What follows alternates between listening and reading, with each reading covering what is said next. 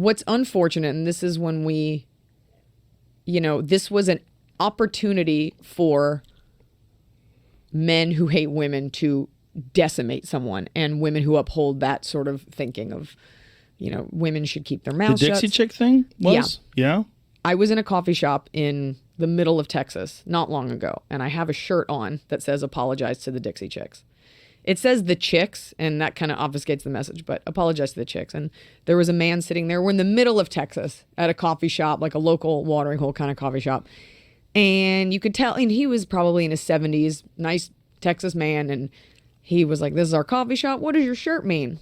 And I explained to him about the Dixie Chicks, how, given everything that's happened, they didn't deserve the hellfire that rained down on them for expressing an opinion. And his opinion was, well, you can't go around saying stuff about your government. It's like, well, you can, actually. It's called freedom of speech. You guys fight for it every day. And I simply said to him, I can get mad at someone for their political opinion, but I strangely draw the line at threatening to kill a woman or rape her over that opinion.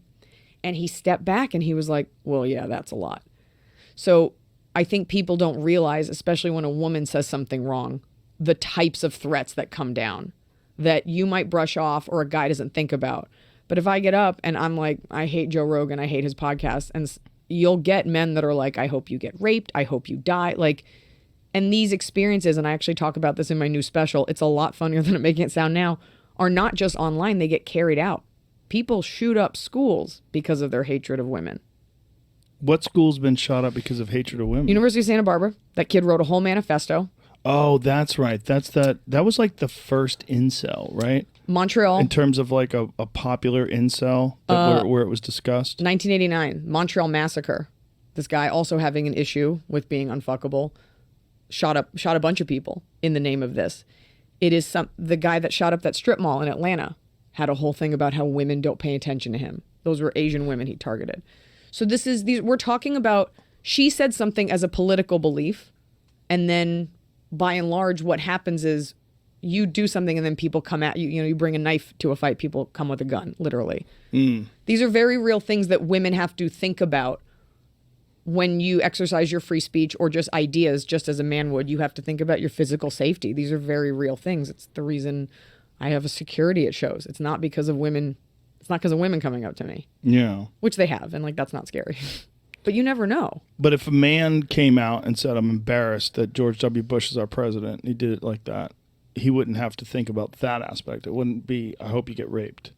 It might not be rape. People might say violent things about him. You'll get people that, but when you and I leave a building at night, you think, we've talked about this, you think about your walk a lot differently than I do. And I do it naturally. I look around, Yeah.